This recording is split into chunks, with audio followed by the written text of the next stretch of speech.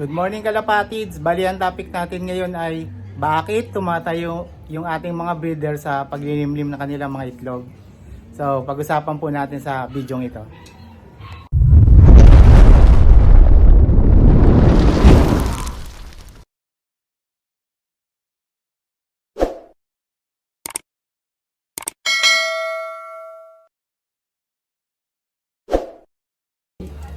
Mula sa dalawang pares na kalapate, ito na sila ngayon. Mga growers pa lang natin yan.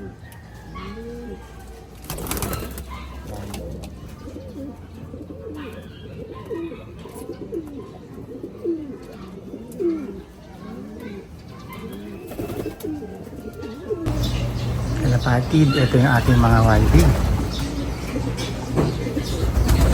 Yan. Tapos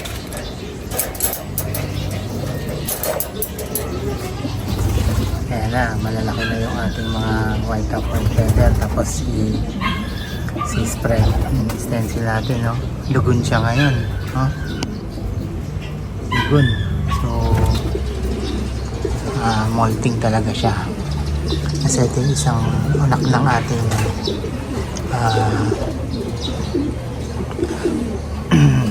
anak ng ating gimpel at saka stencil na ayan o, ganda ng balahibo. Ito yung kapatid niya. Yan.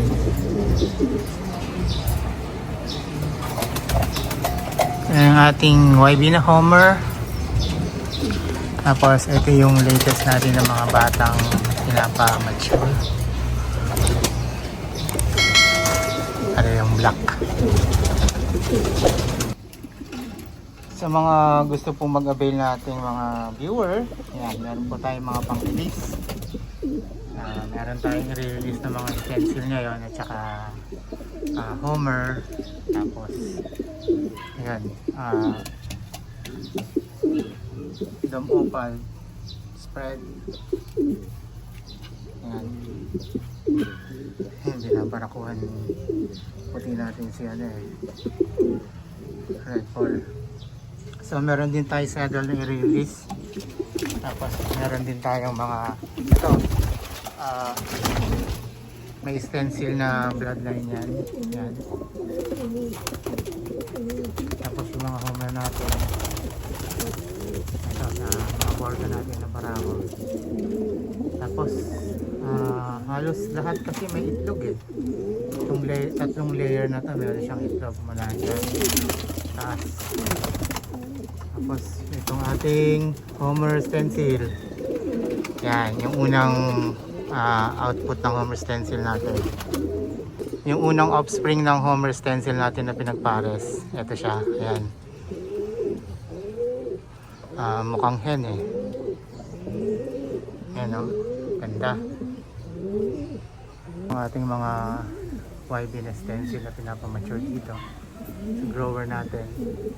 Yung ating bunso na Weasel. Tapos yan. So far halos lahat na nandito is pinapamature natin. Ito. Yan. Ganda oh. Tapos meron tayong YB dito na binaba. Ayan, galing sa taas to eh. Dito na to napisa. Unang anak nung ating, ayan, unang anak nito sa taas. Bumaba na siya. Makikihalo-bilo na dito sa mga gangster. Ayan yung pangalawa natin na Grisel. Ayan. Tapos ating red color ash red. Ito spread natin na dome. So yan, ito yung paborito kong kulay dito. Ang ganda oh. Yan oh. Ganda ng kulay.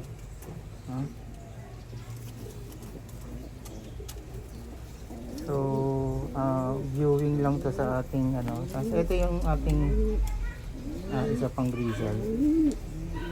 Viewing to dito sa ating grower cage. Ito nga pala yung isang offspring ng ating saddle at saka blue bar. Ayan yung lumabas. Ito yung barless natin, no? Tapos ito yung puti natin na homer. Yan. Ito yung ating yellow na hen. May blood din siya ng stencil. Yes. May dugo siya stencil. Tapos yung ating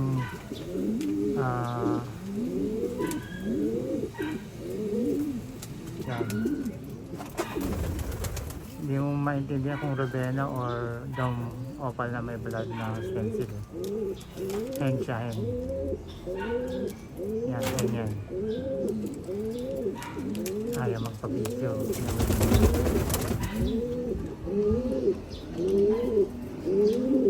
Tapos ito yung anak ng dimple at saka ano natin, pangalawa, stencil. Yan, ganda oh.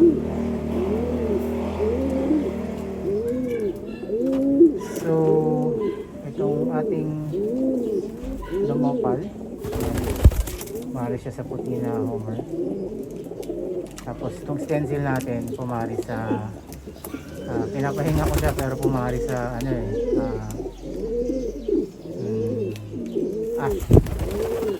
ash na hen.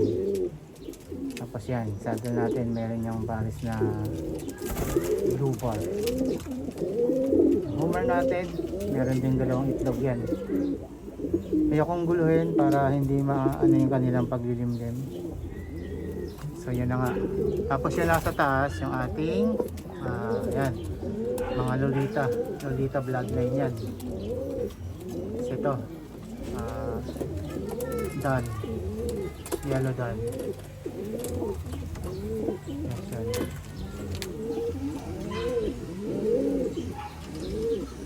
Ito yung ating Dan na red bar. Yan, ganda ng kulay niyan, Dan na red bar. Blue barless. Kasi yan yung mga tumutuka-tuka sa paa ko. Yan, black. Ito pares ng dalawang to eh. Yan o. Saddle din, tas black yung pares niya. So, if possible, meron kayo nagustuhan dyan. PM lang po tayo sa Pine Slope. Yan, PM lang po. Kahit itong mga pares pwede na tayo mag-release dito. Ano? Tingnan nyo itong ilong ng ating sisesi. Diba? Oh.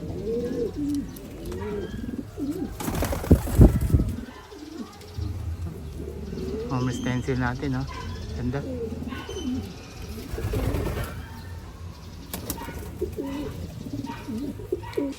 Tahimik yung ating mga breeder ngayon. So, ayoko muna silang guluhin.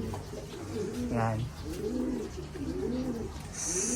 At nag-uupuan na yung mga hen simula nung nirelease natin last Thursday.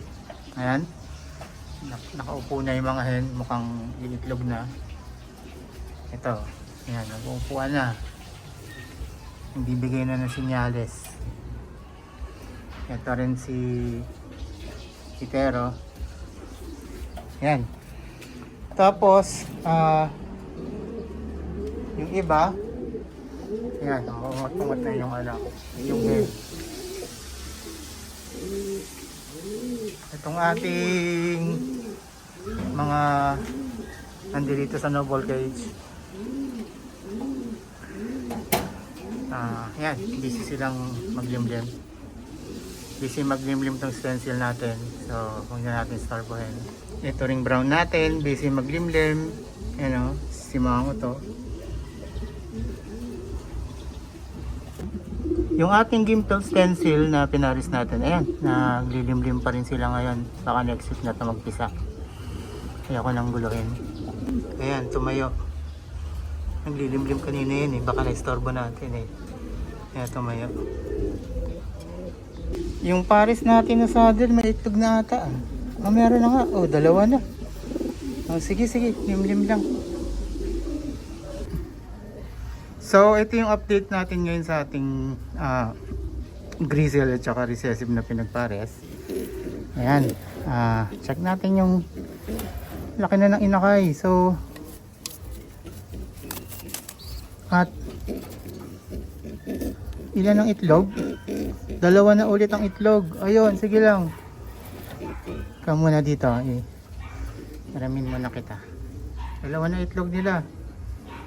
Ito na yung update natin sa ating magkapatid na anak ng recessive at grizzle. Ayan. Yung malaki, yung panganay. Kawig na kawig ng tatay niya. Tapos yung ayun, mukhang magpuputi ito. Mukhang magre-recessive oh. Yan, meron nga. Recessive nga to. Yan. Ganyan na sila ngayong kalaki. Almost 15 days. Ganyan na sila kalaki. Ito oh. Mukhang kamukha ng tatay oh. Mukha. Yan. Yan yung lumabas na offspring ng ating recessive at saka grizzle. So, ito nga yung nagpares natin na white shade at saka spread na kapal. Tapos, isa lang yung nabuhay na anak nila. Sana, yung pangarap natin na kulay, yun yung maging kulay nito. So, abangan natin sa mga susunod na araw pag tinubuhan na siya ng balahibo. I-reveal ko. Pinakita ko naman na yung itsura nung sa unang video nung kulay na gusto kong palabasin. Sana nga yun yung maging kulay nito. So abangan natin yung result na yan.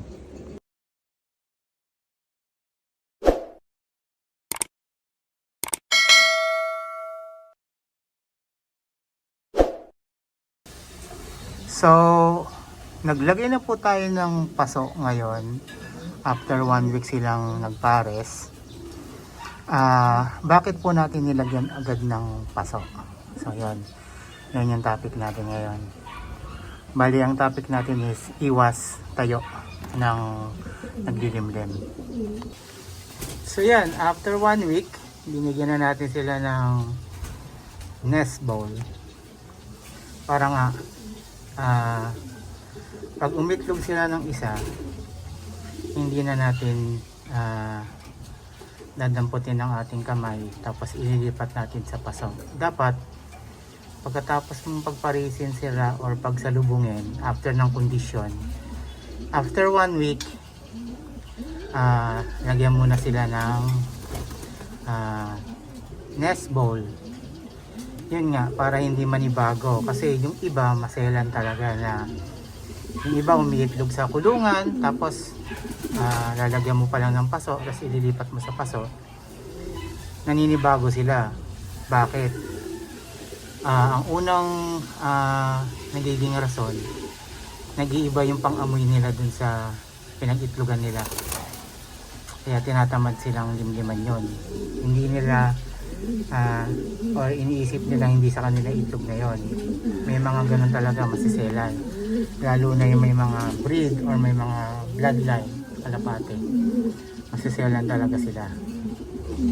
So abangan nyo agad ng nest bowl para pag itlog nila ng unang itlog, doon na sila iitlog sa nest bowl na naka-ready. Yon, isa yun sa dahilan para iwas tayo.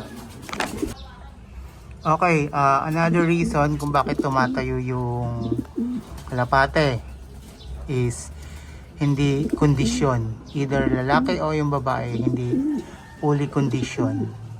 Hindi sila ready na magpisa ng kanilang itlog na nililimliman nila. Yun, isa yun. Hindi sila kondisyon na maayos, hindi handa yung katawan nila or na-stress sila, yan, tatayuan na nila yon. Hindi nila tatapusin yung paglilimlim. So yan, kaya tayo may ready para hindi sila ma-stress. Uupuan na lang nila, tapos simulan na nilang limlim pag nakadalawang itlog na sila.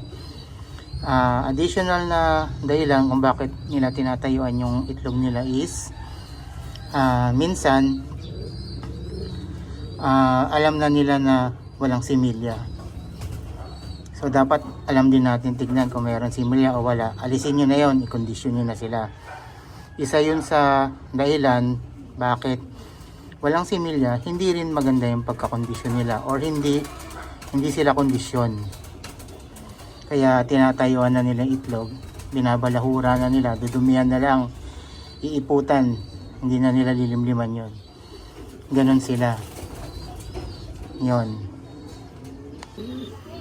So pag ang kalapati umitlog na, bigyan nyo na sila ng, bawa nakadalawa na, bigyan nyo na sila ng electrolyte. Kasi nangihina yan para makarecover. Lalong lalo na yung hen. Yan. Para makarecover siya, tapos maglimlim siya na maayos, hindi siya stress. Yon. Para tuloy-tuloy yung limlim niya. I think yung first week na umitlog na siya ng dalawa, bigyan nyo na ng electrolyte kahit 3 times a week. And then i-vitamins nyo na rin siya, at saka i-calcium. Kahit wala mo ng calcium, vitamins muna, tsaka electrolyte, para makabawi yung katawan niya mula sa pangingitlog niya. So yun, para hindi nila tayuan yung itlog habang dun sa season na maglilimlim sila. Huling dahilan kung bakit tinatayuan is yung mismong pansir or yung mismong nag-aalaga. Miyat-miya sinisilip, miyat-miya hinahawakan, nagtatampo yung kalapati noon kasi minsan may naiiwan yun na oil galing sa ating mga kamay, natatransfer sa itlog, nag-iiba yung amoy nila sa itlog nila, hindi na nila lilimliman yon. Tandaan po natin na yung kalapate, nagbabase siya sa amoy ng kapaligiran niya, amoy nung lugar kung saan siya umitlog. Subukan nyo po yung itlog, ilipat nyo ng, halimbawa umitlog siya sa nest bowl na merong buhangin. Ilipat nyo sa bagong nest bowl, hindi nyo na po lilimliman yon. Yung nest bowl na walang buhangin, tapos hindi nila nadumihan or hindi nila nilimliman, hindi na nila lilimliman yon, magtatampo na yon. Tuturing na nilang hindi kanila itlog niya yun. Kaya tayo pong mga pansir, hayaan po natin sila maglimlim, wag po natin hawakan yung itlog. Pwede nyo silipin pero wag nyo pong hawakan.